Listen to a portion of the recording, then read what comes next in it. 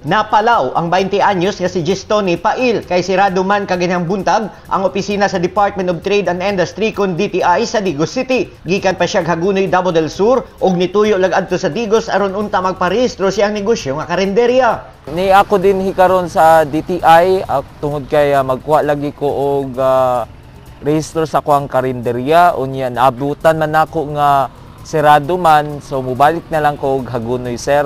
Nagtuo si Gistoni nga pitsa 23 hangtod 25 lang sirado ang buhatan alang sa disinfection. Apan matod sa taga DTI, gilugwayan nila ang pagsirado kay padayon pa nga naka-isolate ang mga personahe niini human nahimong close contacts sa usa ka kaubanan nila nga nagpositibo sa COVID-19. We will be on lockdown until August 31. Our office have already been disinfected by CDRRMO. There are still mga pending pa nga mga employees waiting for the schedule for the swab testing. We are still awaiting for the schedule from the City Health Office while some are on home quarantine and the others are really on isolation, especially those who have mild symptoms. No, kay we still have to consider the welfare of our human resources. Sumala ni Placer, bisan sirado ang ilang opisina, padayon gihapon nilang paghimo mga virtual transactions o nagpadayon sa ilang paghimo mga trainings hago negosyo sa mga barangay pinaagi sa mga empleyado nga wa naapil sa quarantine. Apan di pa masulti ni Placer kung nganong natakdan og COVID-19 ang ilang mga empleyado sa opisina,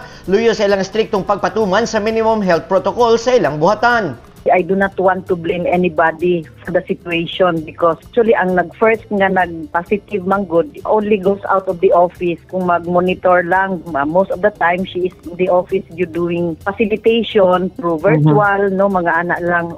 So wala yun ko pwedeng ma-blame on the transmission because some of our staff are out in the field, no, particularly ang atong Consumer Protection Division because they are doing monitoring yun, no, price and supply monitoring of our basic necessities and prime commodities.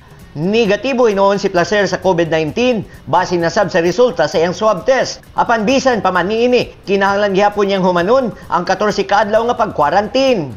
Hinoon gipasalig sa DTI nga dili mabalda ang ilang mga transaksyon o giawhag ang publiko nga himuon kining online pinaagi sa pagbisita sa ilang Facebook page. Orlando Dundundinoy, Newsline Philippines, Province of Davao del Sur, stay safe.